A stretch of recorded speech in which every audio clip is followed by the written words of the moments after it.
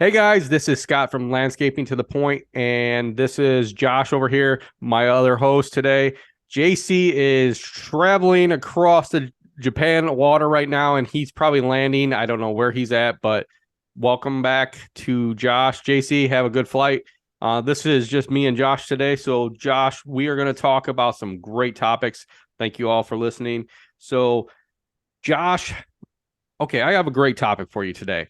So, what how do you treat and how do you feel when a customer, like, you show up to a job and there's another company there doing a job that you could do, and we all do lawn care, we do landscaping, but if you were there doing, say, a patio and a customer had somebody there doing the mulch and the planting, how do you feel that would go? Would you be upset? Would you be frustrated?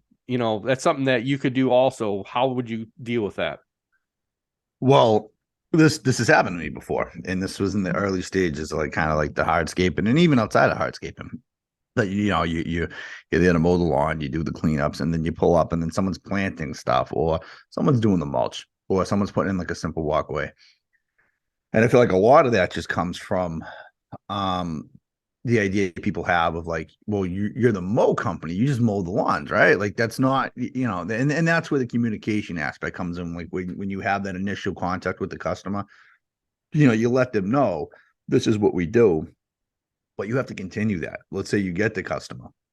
Uh, you got to remember that customer probably had three, four, five quotes come in at the same time they met you. So everybody was kind of, introducing the services they offered. So they're not going to remember off the bat what you do. They're going to remember the price you gave them or what was included in the services you gave them. So you want to try to remember. And one of the best things you can do is obviously email it. You can have an automatically like a pre-written email, pre-prompted email that you send out to new customers saying, hey, listen, this is what we offer. We offer hedge trimming, plantings, mulch, grass seed aeration, detaching. Because a lot of times they just assume. So like people will go after specialists or keywords. Like you might Google mulch company. We as contractors think, well, people are supposed to be Googling like lawn installation and lawn care company to come up with mulch. No, like dumb it down that you're just someone that knows nothing about lawn care and landscaping. You're going to type in mulch companies, and you're going to get probably your mulch distributors, and then you're going to get someone that uses keywords on SEO on their site that has mulch in there, mulch installation, a mulch distributor. So uh in the beginning, it's hard not to like kind of take it personal, to be honest with you. I'd be insulted, like, why the fuck didn't they, why did they call me up? Why did they do this? Like, that was my walkway. And even just a couple of years ago, we had a client that we continuously do cleanups year to year. We were doing the snow plowing over there. Um, and she had called me about a walkway. She was having some sort of ceremony at her house. She wanted a walkway and to clean it up. We had already did like an aesthetic bordering natural stone wall, great elevation by like 3 feet. So she knew what we did.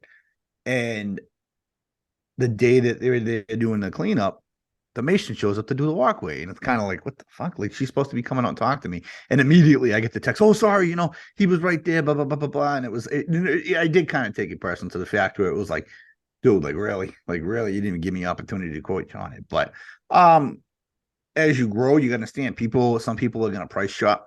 They're going to go for the best price they can get. Like you can only push the quality of installing mulch so much. It's either you do it good or you do a shit job. There's no science behind it. You throw a mulch, a high school kid can go out and do it. But it's more those recurring services and after services you want to pitch when you're going in, so they know. But I think a lot of it is marketing and making sure people know after the fact that you hire them, they hire you is what you offer. And those continuous, whether it's quarterly or monthly emails, just showing, hey, services we offer. Maybe you do a postcard campaign. For me, postcard campaigns don't work because 9 times out of 10, I don't even look at it, I toss it. But I check my emails. And a lot of the times, I'll like even, the company that cleans my fireplace, they do liners and they do caps. Like, oh shit, I need to have a liner put in. It's the same thing. Yeah. I mean, I get it. It's happened to me a couple times, and I feel like, you can tell your customer what you want, but sometimes it depends on their budget. And sometimes if their budget's lower or they don't want to spend as much money, they'll go with probably another company. And don't go getting upset about it. Sometimes you're like, okay, well, I could have did that better. We recently had one done that last year that another company came in. We gave her a quote for it. We had kind of done some work for her. We've always done work for her for the last 10 years. And she wanted arborvitaes in. We already put them in once, and half of them died because she didn't water them. And we kind of already told her, well, I wasn't replacing them. So I pretty much talked her into it, like, okay, well, I'll replace them, she wanted a price on that and mulch. And I said, well, I'll replace them for you. I got to put in an irrigation line to each one of them, a drip line. I said, if I do that, I will guarantee them for at least a year for you, because then I know the water's in. Well, she didn't like, her husband didn't like our price. Actually, she loves us. She didn't care. Her husband didn't like the price. He wanted to pay less money. So he turned around, hired another company that he found to put in the drip line. We showed up, they were doing the drip line and did the mulch and all that stuff. And, I didn't say nothing to the guy that was doing it. I just let him keep doing what he was doing. I watched what he was doing and kind of knew that he wasn't doing it the right way, but I just assumed that, maybe he wasn't finished with the job. So I just, kept on my own business, did my business. Well, the next week we came by, we looked at it, and I said, wow, okay, they didn't do it the right way. Not the way I would have did it, because I was going to hook it up into the sprinkler system. So that way, literally turn on the sprinkler system, boom, it's watering them things. He just took the line straight up with a hose to where you got to drag the hose from the house all the way over to it, screw it on so to water this. So no matter what, as we show up every week now, we have to disconnect the hose, take it back over to the house so we can mow the grass. And then she's got to come back out and re-hook it all up. Otherwise, her guarantee is not good on them plants for, that company. So it's, I feel like it's sometimes you have to explain. Yeah, you have to explain to the customer how you're going to do stuff and why your price is high. And if you don't, sometimes, maybe that customer might think, oh, well, when it comes to mulch, they could be like, oh, well, you're just mulching, anybody can throw mulch on. You're correct on that. And so they don't realize what is all involved. So you got to tell them, and it shows on our estimates, like what we actually do. We're going to pull the weeds. We're going to spray for the small weeds. We're going to, edge it all out before we mulch it, and we're going to put the mulch down at this thickness. Sometimes people just say, well, I'm just going to mulch. And a lot of people, customers look at that and say, well, I just want mulch. They don't think about the edging. They don't think about the weeds until after the fact, when the weeds are popping back up through. And that's where you got to let them know. And like I said, don't get upset. There's going to be tons of companies out there that are, look at that. But I feel like the only way to solve it, if you want to continue with that customer and sell that to that customer, is to, like you said, Josh, to email them, on a constant basis of your services. So that way they know what services you provide. I think that's going to be the easiest way of doing it. Yeah, and then like if you think about it, if you're in there, and this isn't to shit on anybody, but if you're in there and you're doing the simple services, like the not that they're simple, but the mowing, the edging, the weeding, mowing, I think I already said that, but they're not thinking of you as an irrigation company or a hardscape company. And then at the same sense, they might want someone that specializes in irrigation or hardscape, and not thinking that, oh, you're going to do that. But this also goes back a couple of weeks ago. We had an episode where we were talking jack of all trades, the guys that send out the postcards that do everything. Some people aren't going to want to do that. So for example, my house, I have a very specific fence that I want, and I can't find it anywhere. I'm going to have to hire a fence company. But I don't want, Joe the landscape and the fence company. I want the fence company to come in here. I want someone that specifically does fences, that knows down to the T how to do it, even though it is simple. You know what I mean? Where it's a line level, a string line, and some concrete. Should I do it myself? Yeah, but it's more efficient for me to hire a company to do it. Plus, I get the fence that I want. Social proof is another big thing. If you are just showing pictures of stripes. And this is where I not that I have an issue. This is where I kind of argue the idea that, like, on social media, a lot of the follow to follow is contractor to contractor. You don't really see people pushing their customer base. So for me, example, I try to separate my personal IG and my business IG. I don't even run my business IG. But that kind of breaks it up where, like, if you're just showing, mulch jobs and putting some sick lines in a lawn, people are just going to automatically assume and associate that with, you're just a mowing company.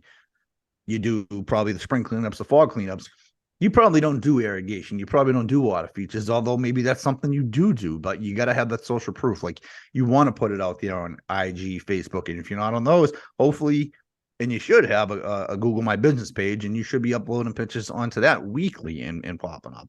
But yeah, a lot of it's social proof. Email the hell out of those customers. Remember that on that first meeting, they're meeting other companies. I there's people that will call and get 10 freaking quotes on lawn mowing, it's such a fucking waste of our time. And this is typically with like the mowing. I get to the point where I wasn't even going to visit the properties.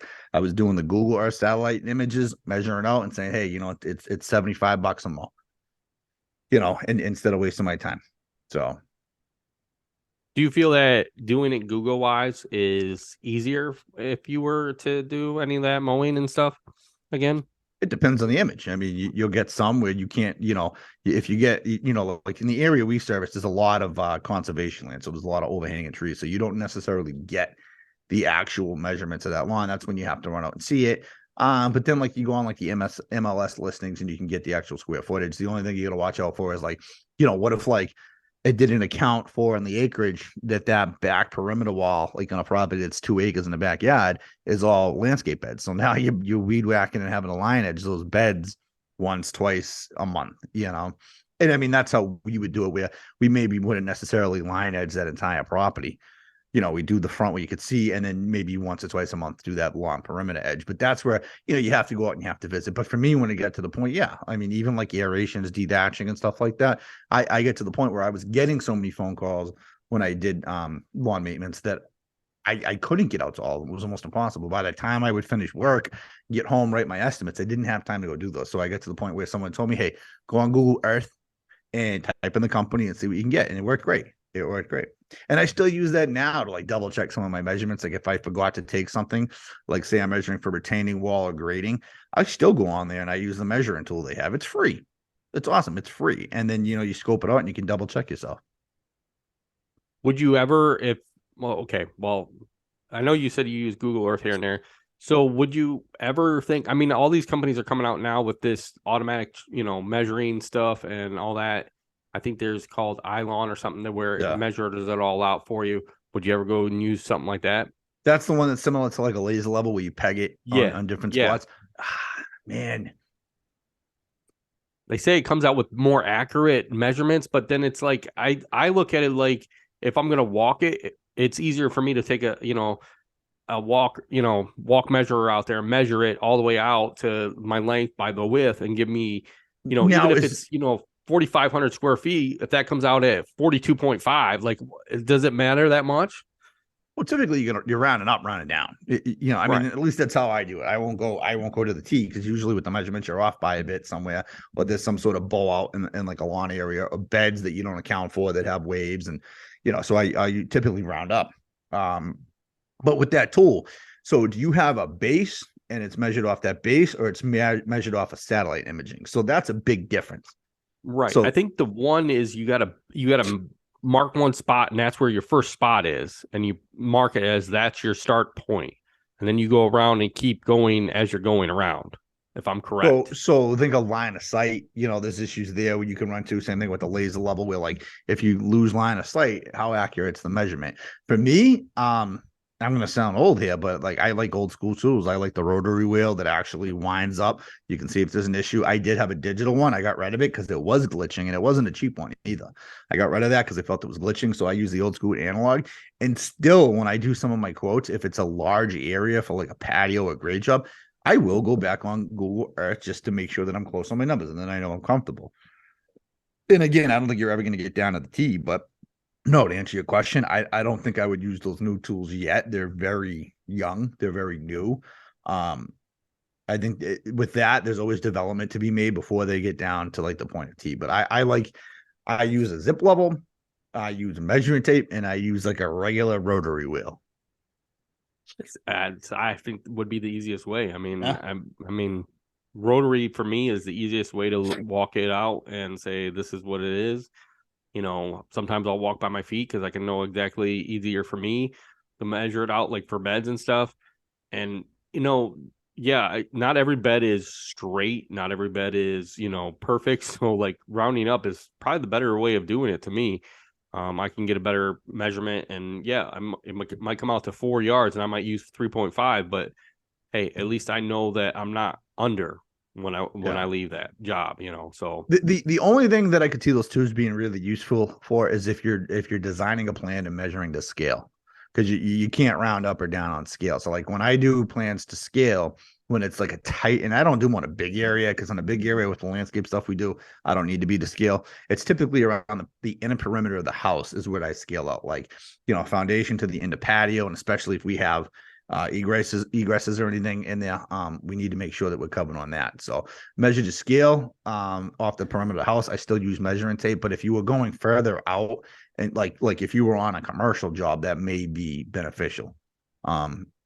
If there's line of sight, though, that's the problem, because if you're going from point A, your fixed location, which means you're in a building or a fixed spot. So when you do surveying, you go to that fixed spot of the home. That's where you get your measurements off anything. It's a fixed area to point A, and then all of a sudden you have an obstruction. So now you have to go from fixed location to point A.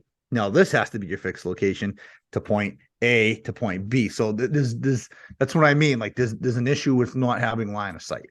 Like the zip levels, laser level to zip level. Laser levels are great, especially if you have dual grade on a laser level. But as soon as you get something obstructing your view around the build, like let's say you're going from the front of the home, you're constantly having to recal and set up that laser level. Whereas the zip level, it's like an old school, think of like a bubble level. It's a long line with like a little meter on the end. I can set it from the front step of the house, and I can go all the way to the back of the house. I don't need line of sight. Same thing with the okay. measuring wheel. The zip level comes around that. And then I don't know. It's just tough trusting those things. Right. I mean, it's kind of hard. I feel like some of those things are just it like everything new. It takes time to get used to and get its quirks out before you even get out there and trust it. And if you're just I, going I off, like honestly, like a lot of mowing customers, I feel like now you really should be going just to speed your time up and be efficient. Try going off Google Earth unless you have that crazy tree overhang, because like to waste your time to go out there. I mean, you're just knocking out a quick mow, and if there's not a lot of landscape beds, and like you said just before, if you're descriptive on what is included in your initial quote, think of like high school creative writing. You need to be as creative with as little words as possible in your description of what the mowing includes. And obviously if you go to a house and all of a sudden that Google image is like 10 years old, and now they got all these crazy beds with plants and shit that they constantly are wilting, and you got to pick up flower wilts every week, then obviously you charge accordingly to that. right. I think especially with us when we go and do an estimate for anything else. I mean, we go ahead and look at it. I mean, yeah, Google Earth is good, I think, but like you said, sometimes you can get to where it's off by a couple years and they could add a bed.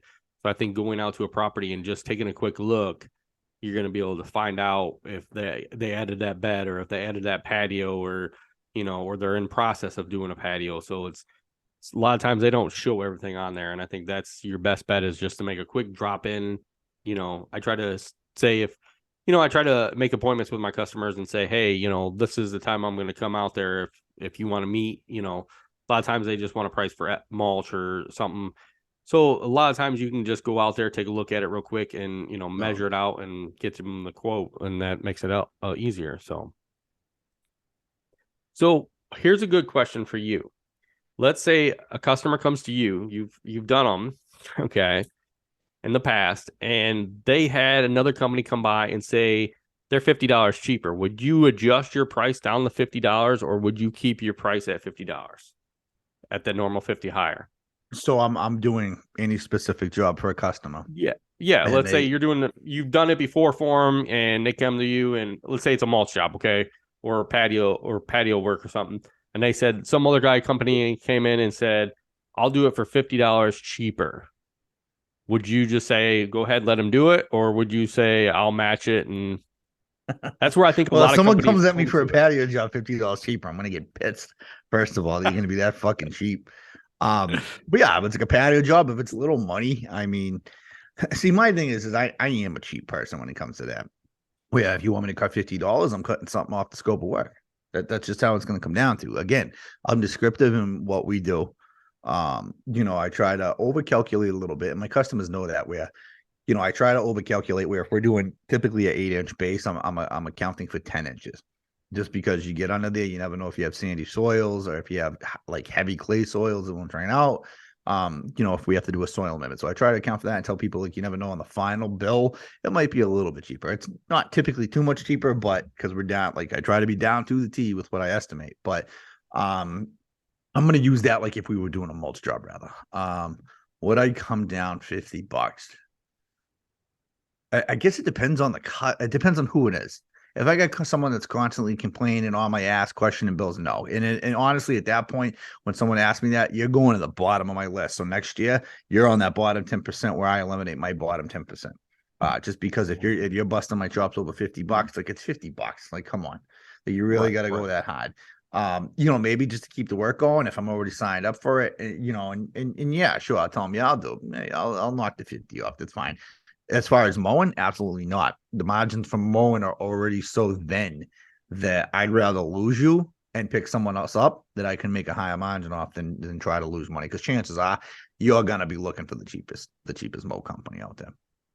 Right. I think when it comes to mowing, yeah, your prices should be set at what it should be at, and then go from there. I mean, if they are definitely looking for somebody cheaper, then go with them. I mean, mulch wise, it's a little different. I mean, out here, mulch is $50 a yard. So if a customer comes to me and says, I want $50 a yard, $50 cheaper, it's going to be one of those things that I'd probably let them go with the other company, because then, $50 is not going to break me when it comes to, employees, but we do everything particular. And if, I take $50 off that's me having to rush a job, or it's me cutting out mulch or something to try to figure it out. And if the customer's looking for somebody that's $50 cheaper, have at it. That's what I mean. With like you got to cut something off somewhere.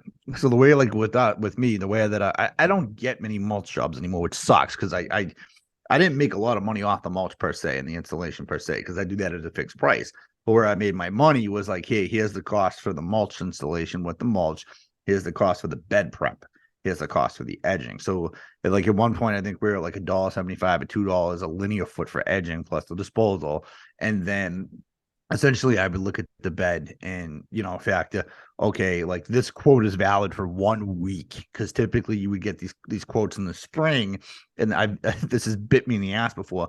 Well, I'll say, okay, it's $700 the bed prep, which means all the weeds, making sure the soil is clean. There's no debris or anything. And then like 2 weeks, 3 weeks later, they call me back and it's full of fucking weeds when it wasn't even that bad. So, but I break that up. And that's sometimes where you can cut a little bit of money out too, where like if it's $50, like, okay, that like it's clean soil. You're really just doing a quick refresh on the edge of the bed. You might be able to work with them. But again, it all depends on that client. Like if you got a real good client that's maybe having a hard time and they want to continue to use you gotta think about like, all right, you made this much off this person. There's more work there. What's it going to be? But if it's constantly someone that's like berating your work and questioning the bills, then obviously you're like, you know what? Maybe this is where you start to cut ties or slowly stop pushing away. I see. I mean, I can get that. I mean, definitely can. So now when you go out and do an estimate for patio, do you do any like soil sampling in the area where they're going to do a patio, or you just go off of just measuring it and marking it out? So for starters, I go out, just a quick measurement on it. I obviously some of them I try to do site visits if someone calls me up and says like I want a 13 by 13, I'll jump on Google Earth. I'll check accessibility for a mini excavator or skid steer if that's what we need. And then also I'll try to check like quick grade check. And if it's a flat area, then I can just give them like, it's $30 a square foot, blah, blah, blah, all depending on, we have digging clauses and stuff like that. Typically after they sign the contract, what my quote will say is quote is based upon simple digging. Simple digging, meaning we can just excavate that area where we go 12 to 14 inches down. We dig it. There's no boulders. There's no super sandy soils, clay-based soils, and we can actually clean that area out. And we don't have to do soil amendments or anything. When I go out there after they give me the deposit, because typically, like, you're not going to know if there's boulders down there. We'll go hourly on the boulders, but I will take a soil probe like you would do if you were checking for like a lawn renovation, and I'll check multiple areas just to make sure and say, okay, we're pretty straightforward. Like we're not going to be over budget or anything. and go that way. But the base, I used to do all that. I used to sit there, take a shovel, and kind of dig near an area, and it was just taking too long, especially if you got someone that's quoting like 4 or 5 patios. And it's starting to get a little bit more competitive in my area where it wasn't a few years ago. COVID kind of brought a lot of people into the hardscape industry in my area. So it's gotten a little more tight. So I try to be as efficient as possible where, I'll bring that zip level, and if I have to shoot a quick grade just for my benefit, I'll shoot that so I can get as close as possible with the most accurate estimate. But I try to keep them as simple as possible, and then after the deposit, I'll go back, I'll make another visit, we'll mark it out with paint, we'll mark it out for dig safe, and kind of just go over like any questions the customer may have. But again, in my CRM where I send the quote, I'm descriptive with simple. I use the phrase simple digging, and then I give a quick description of what simple excavation is, where it's, clean soils, organic soils removed, disposed of, no problem. And then, if there's boulders or soil amendments needed, those will be quoted at an hourly rate. Here's the hourly rate, blah, blah, blah. Nice. So like I do you, I mean, I try to, when I do any digging for anything or anything, I section off, let's say the digging, the install of a dirt, do you put all that separately? Like in your estimate, do you separate and say, this is a stone, this is how much stone we're using? If they need it, yeah, no. But what I do is obviously, like when I'm writing my estimates, I break it down that way. I do so when I give that number earlier, like $30 per square foot, that's not per se what I charge. Typically, I'm going to do time and material. So you do it enough, you get an idea of like how long 200 square feet should take you to install, and how long the excavation should be. So typically I'll just break it down and I'll give them a lump sum, and most people won't ask me to break it down. I have a few, and then I kind of just I have everything kind of pre-prompted in my CRM where it'll break down the per yard stone, the screeding stone, the excavation, the disposal, the labor. And some people are just trying to compare apples to apples on the quotes to see what they're getting, especially like, if I write someone a $20,000 quote and they're getting, $10,000 and $15,000 quotes, they might like me and want to see where my numbers are coming from to be justified. And they might go, oh, you know what? Well, these other two didn't even account for that. Like, you had a good eye. Like, I really appreciate that. And I just might be priced high. I might have more overhead cost. These guys might not have the expenses that I have. And vice versa, Right.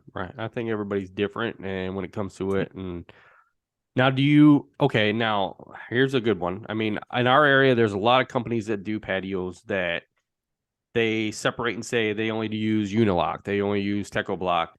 Do you strictly go with one company, or we were Teco. We were a big Teco company, and essentially what works for me is I go by dealer support.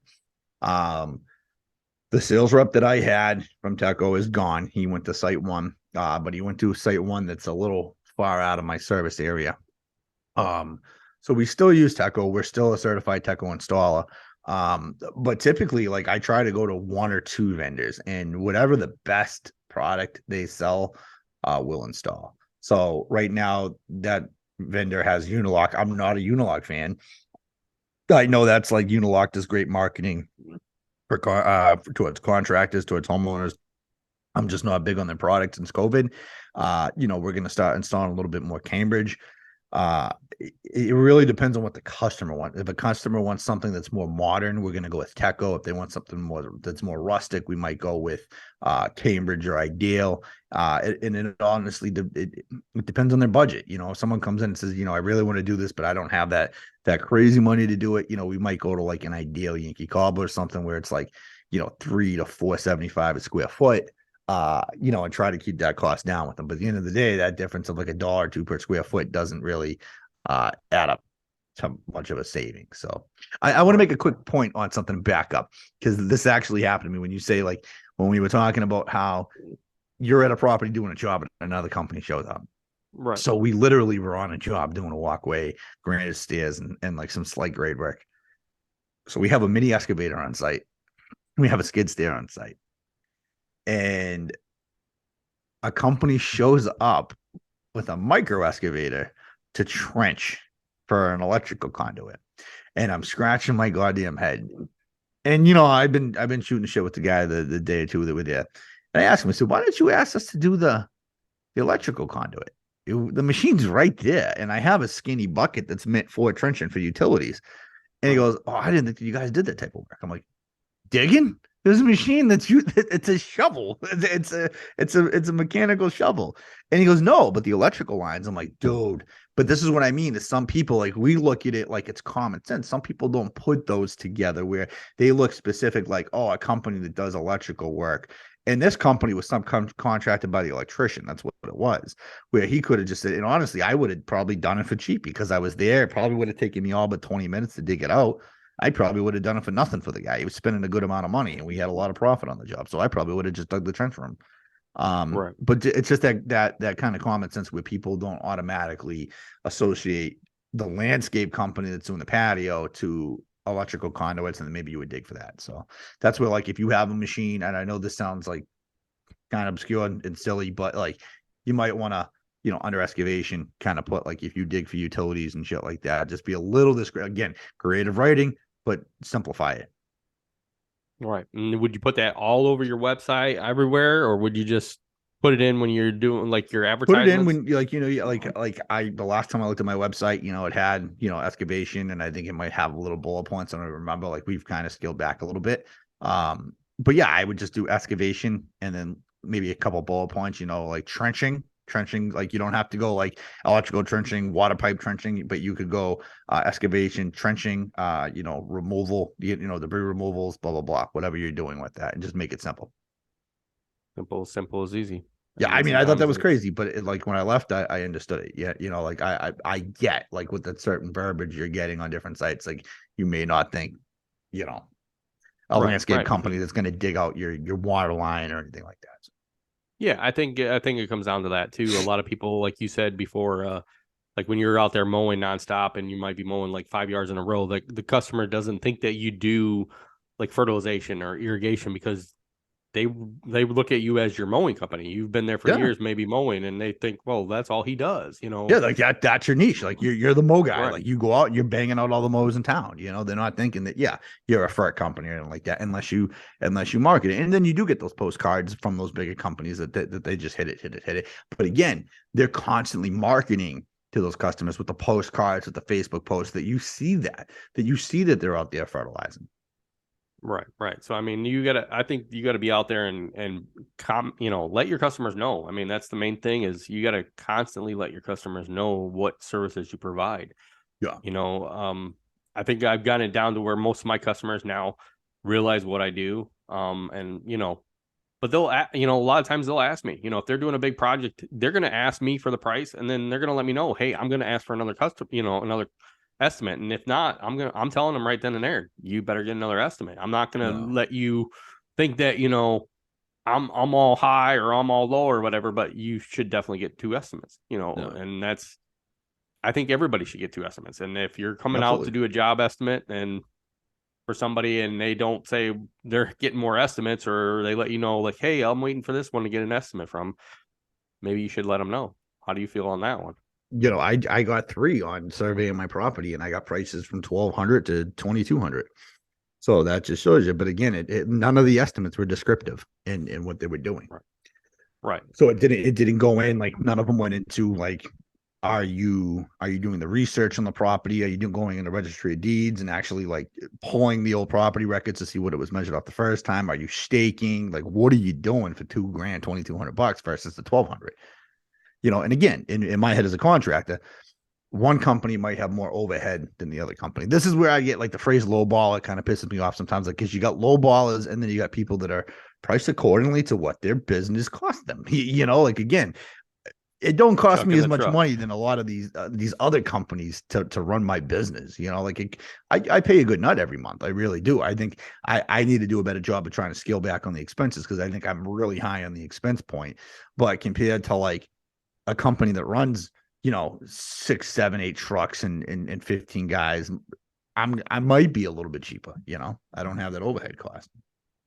Right. And I think it's kind of hard though. I think everybody has different costs, and knowing the cost is a lot better, especially overhead too. But there is a lot of people out there that lowball, and I've seen it multiple times. And you know, just because they lowball doesn't mean that they're gonna technically get the job. I mean, they can lowball, and it depends on what, like you said, and put it in descriptive of what you're putting down and what you're going to do for that price. You might get it because of that. Because sometimes a lot of these low balls are just coming in and they'll just say, "Yeah, I'll mow it for $20," and then that customer's calling you a month from now saying, "Well, maybe your $50 was good because literally all they did was mow. They didn't do the weed whipping, they don't do the blowing, they don't do the edging, No. and you're said $50 for everything, and it showed there, mowing, edging, all that." You got to be very descriptive on everything you put in there. So, Like, for instance, now, I had one massive tree stump and a small tree stump ground in my house. And I went on Facebook and I looked for a stump grinding company in my area. And I came upon this company and he said, "Send me some pictures and I'll give you a quote." I said, "Okay, fair enough." And I said, "The one on the sides, kind of big, but we'll see." I sent him the pictures, gives me a quote for $300. In my head, I'm budgeting from 8 to 1,000 for clean up. I didn't want to haul nothing out. I don't have no equipment here.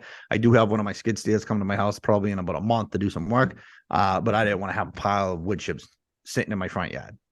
And my damn $300, man, that's fucking stale, dude. Like, is this guy gonna rent the thing? So he shows up. Guy's got a beautiful Denali. He's got one of those, I want to say it's like maybe 6x12, 7x14 dump trailers with the high sides, the real nice one, fairly new. right.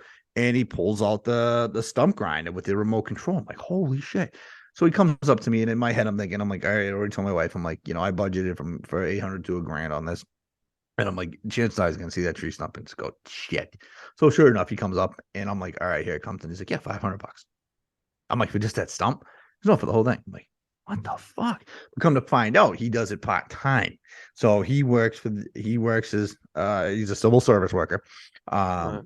And he does this part-time. So I mean, this is what I mean. Like, you're overhead. It sucks. It sucks for people in the industry. But again, you got to think about it. Yeah, people might use this guy, on a pinch. I didn't know that that's what he did. I just thought that maybe he might have been on the lower side. He didn't have a lot of overhead costs. Maybe he had an older piece of machinery that he owned outright. He didn't have the payments on it. He doesn't have interest. But at the same time, if I need that guy in a pinch, not that I'm going to need a stump grind in a pinch, but you get the generalization I'm using here. Right. If I need him in a pinch, he's probably not going to be available. He works a job where he might have to work for a day or two straight. So he's not going to be available if I need him in a pinch. Like, let's say that, like, all of a sudden I'm having a gathering and I need someone to come clean the yard up. He's not going to be able to come here on my schedule. No. If I'm like, hey, I'll even pay a little bit extra, he can't, because he has something that he has to. That's his priority, his full-time job. So that's the difference between, I love the phrase "chuck in a truck." I love the rhyme on it. But that's the difference between someone being cheaper and a low baller. A low baller will come out, like, someone probably could have came out and quoted me $100 for that. But what type of job are they doing? So this guy was $500 and he cleaned up the fucking debris. That was a steal for me. That was a steal. And I probably will if I don't service the area I live in. I live an hour from where I service.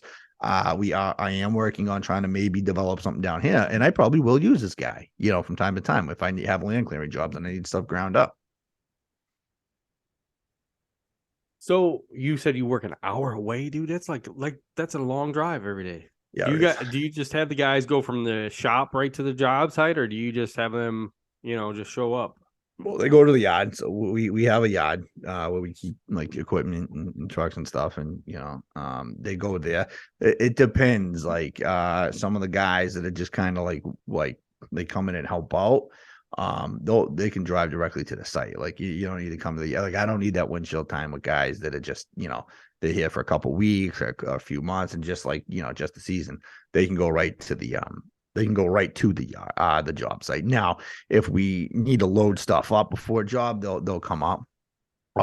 This is going to be my first season living this far away, so I did it part of last year, and it wasn't too bad.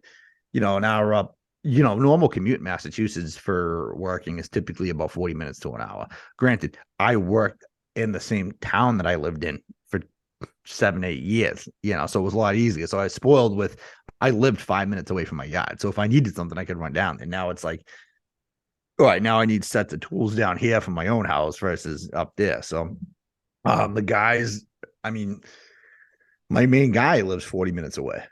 he lives on the North Shore in this area, so he comes up. But yeah, I mean, the main guys that work for me will come there in the morning. They'll gather stuff, they'll park there, they'll make sure they have anything. And the guys that might just be there for a season or half the year, maybe a college kid, a high school kid, they can show up in the yard if they want to. But typically, they want to save the the half an hour to sleep in and go right to the job site. Right, right. I mean, that's easy. I mean, I think a lot of companies are doing that. See a lot of companies doing that now, where they have their main guys just show up at the shop, and if they have extra part-time guys, show up at the job. For a lot of the landscaping and all that stuff, because it's a lot easier. Like you said, windshield time it adds up. Adds up real fast. I mean, you got to figure like if I had 7 guys showing up, and I'm not a huge outfit, we do good numbers, but I'm not a huge outfit. If you have 4 or 5 guys showing up on the yard, and what are the chances that all 4 of them are loading something up? So, like even my foreman at the point where if we don't need the dump truck or a company truck and all the tools are on site, like a commercial job, take your own car, drive direct, save the time, kind of veg out and chill out in the car, have your coffee while you're waiting for everything to start up. But if we need the dump truck, they know they got to get there. But that having those SOPs, those systems and processes in place really work when the guys show up. But like for me, like I was driving, I had a work truck that I was driving, and fucking 5.7 Hemi, and I was spending about $1,400 a month in gas. So you got to figure I'm 100 miles a day, Right. 5 days a week, so I'm going through it. So I had to go out and buy a Toyota. So that I'm like it's saving me $1,000 a month. I didn't buy it brand new. I brought it used. It's an age, it's like an 08, but it was sound. I bought it off again. And again, I gave the money to a guy that I buy salt from. I wanted to keep it within. So he had a car he was trying to flip over, and I helped him out. I bought that. He helped me out. And now, what is it? $60 a week in gas, Right. It's a lot. And that's also that that's going to be used as my quoting car now too. So I have commercial plates on that, and that's probably what I'll put around in. I got my zip level, I got my laser, I got everything in my trunk, and I purposely went after leather seats. So, if there's a mess in there with a long day of being dirty, I can wave them off. So Nice, nice. So getting back to everything, pretty much you want to go out for quotes and estimate everything and put direct what you're going to quote on everything. Be descriptive, short, quick, simple, descriptive, and don't get upset if another company's out doing your job, correct? Yeah. And, when you're new, make the habit, you have the time, go out. I wouldn't say off the bat, Google Earth these things after you have some time under your belt and you have a better idea of what your service area looks like in terms of like if it's hilly, if it's flat grade, you're going to have a better, like you and I would have a good idea if someone of our service area called in a specific town, you're going to go, wow, I know that's on a high elevation. Like there's hilly areas out there. There's a lot of ledge. Like, let me go look. I would go out, introduce yourself, maybe dude, what's Vistaprint? $50, even for some simple postcards that, mowing, hedge trimming, mulching, spring, fall cleanup. Give them, this is what I do. Maybe you can try to sign them up right there if they like the price, introduce them, constantly market, make that good first impression when you go out there. But I wouldn't off the bat do Google Images. I would, or Google Earth. I would get some time under your belt, do that, get to know your numbers, and so forth. Sounds good to me. I mean, it sounds real good. I mean, it's all good information. And I want to thank Josh for being on, guys. This is the end of this podcast. And I think there was a lot here for everybody to hear. Hopefully, wait, at the end of the day, I'm going to cut you off because I forgot to mention this. At the end of the day, don't take it personal. It's business. It's business. Right. The same way that like you might take something away from a contractor in your house because maybe, he's like, I'm looking at, I have a pocket door. I have an old house. My house is 135 years old. I have a pocket sliding door. I could have a handyman come fix it. I want someone that specializes in that shit. So, I might have a handyman here doing some other shit, but I'm not going to ask him to do this. I want someone specific to this. So don't take it personal. Maybe you don't specialize in that. And there's someone that has social proof that does hardscapes or irrigation or lighting or tree pruning. Trees seem to be the big thing that people try to escape into. And personally, me, I think I'd want someone that has social proof and does that and is insured properly. So don't take it personal. It's business. You're going to have your cheap pricks. At the same time, you're going to have people that are just looking for that. They want the best bang for their buck with a specialist, even if they might be paying a little bit more, a little bit less.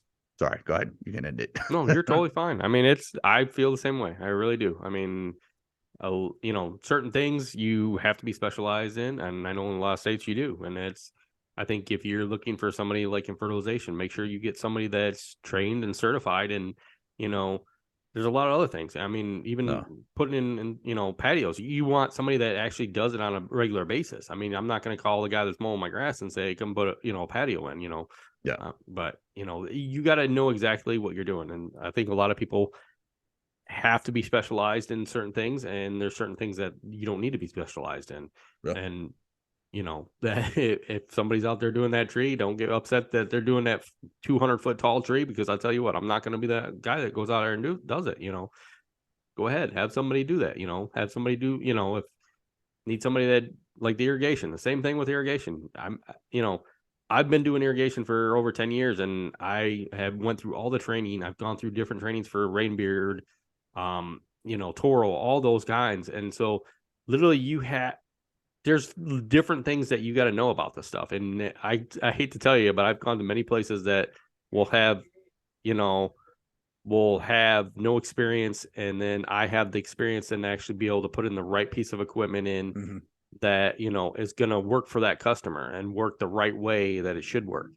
And I've seen it many times where it's not the right piece of equipment in there, and it can mess up the whole system. It can mess up a lot of things in the long run. So having the right experience and somebody that can do it is awesome.